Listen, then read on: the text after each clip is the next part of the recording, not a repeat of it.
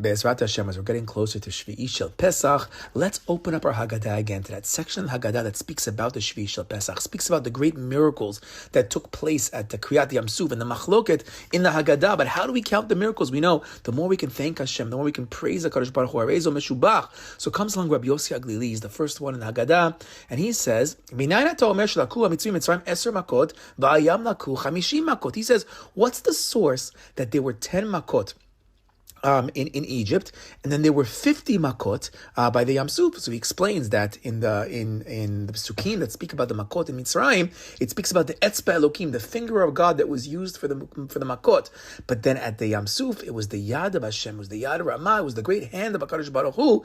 If every makah in Mitzrayim was a finger, and we had 10 makot, so we had 10 fingers, and we know a Yad contains 5 fingers, so it has to be that at the Yam Suf it's times 5. So Rabbi Yossi learns that we had 50 miracles at the Yam Suf. If you ever remember, a couple of years ago, we said that at Dvar Torah, discussing the Sha'arnu, and this opinion, Rabbi Akiva's opinion, that's beyond the scope. Today we'll say things that are also pretty deep, but from a different angle. Comes along Rabbi Eliezer. Rabbi Eliezer argues, he says, no, you should know, every single makkah itself in Mitzrayim was made up of 4 makot, based on the way he learns the pasuk out. So really, we had 40 makot in Mitzrayim. Now times the 5 fingers, the yad by the sea. We have 40 in Mitzrayim, and there's 200 miracles in the splitting of the sea. And comes along Rabbi Akiva. Rabbi Akiva, similar drasha, but he goes back to that pasuk of Rabbi Eliezer, and he learns the pasuk not speaking about 4 parts to the makkah in Mitzrayim. He learns there was 5 parts to it. So each makkah in Mitzrayim was made up of 5. So the 10 makot really were 50, and then we have 5 times that when we got to the Yam Suf. So according to Rabbi Akiva, there were 250 miracles in the Yam Suf. Okay, good. So that's the Haggadah. Comes along the Shla Kadosh. The Shla Kadosh says, okay, what's going on over here? What are these drashot all about? So he says, Kashe, Bi Shlema Rabbi Yossi Shapir Kama. He says, the first opinion of Rabbi Yossi makes a lot of sense. We have a pasuk. We have Kol Etzba Kalul Asara. Every finger has 10 makot. Harei Yad Hinun. So therefore, when we go from a finger for the 10 makot in Mitzrayim, multiply that by 5 for the full hand, the full yad, all 5 fingers, and we're good. We have 50. But what's the reason of the other 2, Rabbi Eliezer, Rabbi Akiva? Why did they go out of their way to be doresh another pasuk on top of the makot? No, the makot themselves, they weren't just one makah, they weren't just one finger, they were one finger that was made up of either 4 or 5 other parts to it, like another pasuk. Why are they doing that? Okay, we know Harei Meshubach, let's praise HaKadosh Baruch Hu, but what's pushing them in this direction? Okay, says the Shla Kadosh, he quotes Hagelanti b'Sefer Kol Buchim, so he quotes the Galanti in Sefer Kol Buchim, Katav Remez pasuk Shlach na b'yad tishlach. Okay, now let's have a little bit of fun. He says, you know what's really going on in the background over here? Another pasuk. If we go back to the burning bush, when Hashem was trying to convince Moshe Rabbeinu, you got to go and save the Jewish people. Moshe Rabbeinu keeps fighting back with Hashem. No, I can't do it. Do somebody else. I'm not strong. I can't speak properly. He makes a case after case after case to Hashem over the course of a couple of days. I'm not the right guy for the job. And then the last thing he says before Hashem gets angry at him was, Shlach na b'yad tishlach. Hashem, please, shlach na, please send out b'yad tishlach for whoever you want to send out, somebody else. Send out a different agent, a different shaliach. Shlach na b'yad tishlach. Says the Shla Kadosh, paraphrasing the Galanti. Now, it's unbelievable shot. He says, let's learn this pasuk completely different. Moshe Rabbeinu, when he was praying to Hashem, Shlach na biyad tishlach, he was actually praying for Hashem to help, to give a special koach to us leaving Egypt. And what was that koach? Says the Shla Kadosh, says the Galanti, Shelach na biyad tishlach. Please, Hashem, send the na to the yad. Shlach na beyad. Take the letters nun aleph and add them to the letters yud dalid. Shlach na leyad bitzarfem.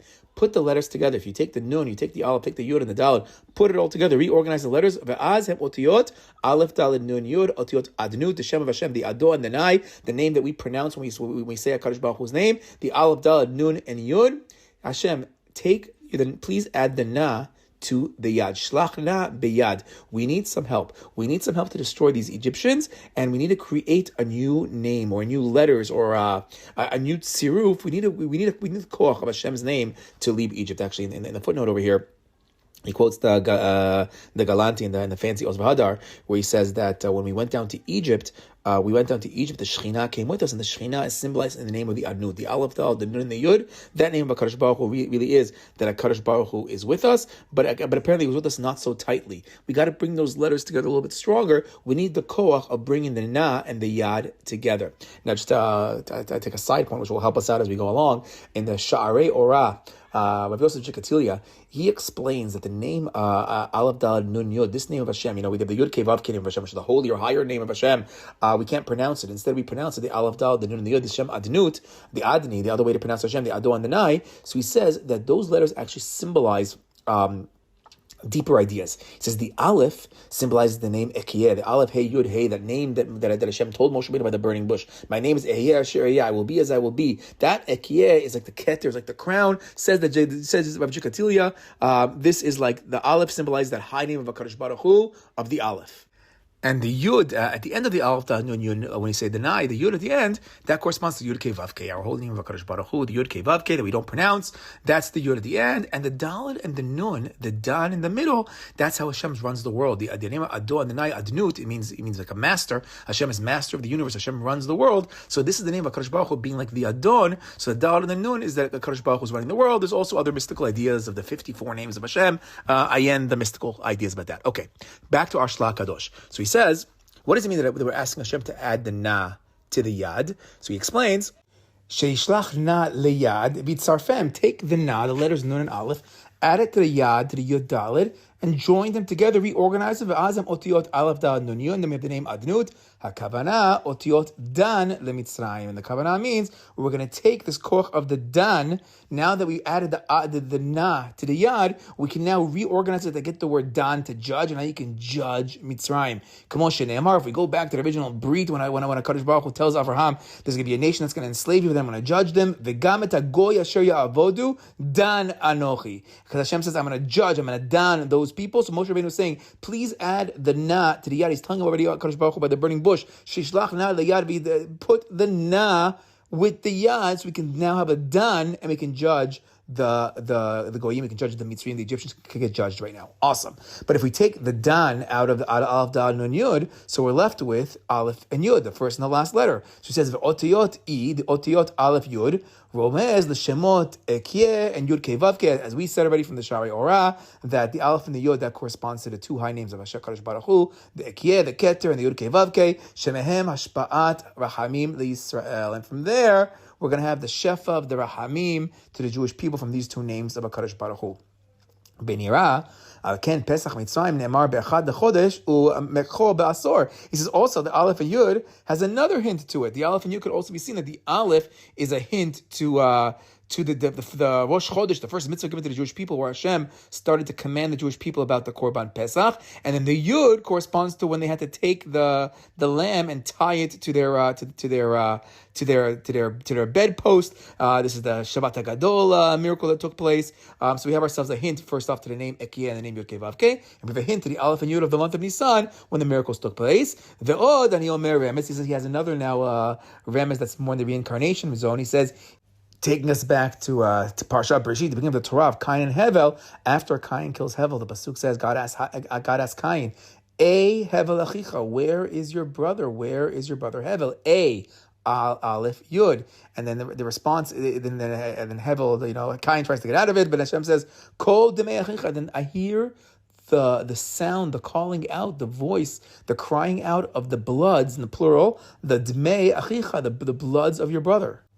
Says the Shla Kadosh, Moshe Rabbeinu Alav Shalom HaGoel, our Redeemer Moshe Rabbeinu, who Gilgul Hevel Kanoda. We all know Shara Gilgulim. He brings down that Moshe is a Gilgul of Hevel. So Remez Al Masha Katapti. So therefore, the Aleph and the Yud right now, the Moshe Rabbeinu is saying, bring together the Na with the Yad, so I can get myself the Dan for Mitzrayim, but I can also have the the Aleph and the Yud for the A, to make a tikkun for what took place in the story of Cain and Hevel. And then he says beautifully, V'nig alu b'dimei Pesach u'dimei Milah. And we have ourselves now a redemption that takes place with the double blood of the Dam Pesach and the Dam Milah. So that's going to correspond to the Kol Dmei Achicha in the story of Cain and Hevel. And he also gives another hint that Dmei is also the Gematria Dan.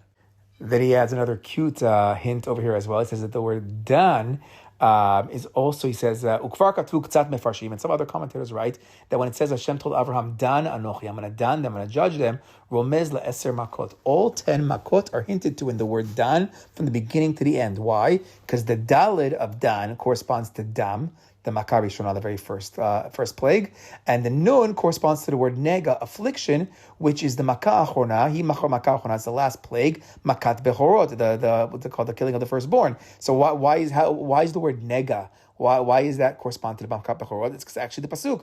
Hashem tells Moshe Rabbeinu that regarding the last makkah, I'm going to bring just one more makkah. Says the pasuk, Od nega echad avi al paro al Mitzrayim. So we see that Kadosh Baruch Hu calls makkah perot a nega, the one last affliction, one last plague. So the word dan also corresponds again now dan to the dam, the nun to the nega, the first and the last makkah. All the makkot are over there. Okay, with all of that, now Shlomo Kadosh can explain what's Rabbi Eliezer and what are Rabbi Akiva doing, being doresh the miracles on Shvii Shel Pesach, the miracles of the splitting of the sea. Why are they now multiplying it by another 4, by another 5? Why are we getting to 200 to 250 miracles on Shvii Shel Pesach? So says the Shlomo Kadosh, Rabbi Eliezer doresh shlach na biyad mitchila yad. He says, what does it mean, the pasuk shlach na biyad?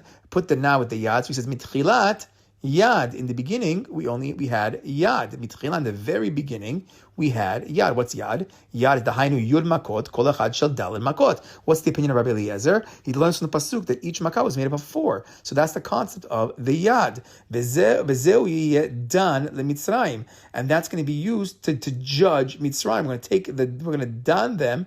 We're going to now, when we put these letters together, now we're going to now have the koach of the dan to judge them, and that's going to be, we're going to judge them with the yad, the yud, and the daled at 10 times 4. He also adds gam dan otiot daled nun. He says also daled and nun. What's Lomar arba pamim nun v'hem atayim. That also makes, let's give them a dan, let's give them a 4 times 50, daled times nun, which is the 200, and that's the 200 miracles that take place in the splitting of the sea. That is the opinion of Rabbi Eliezer.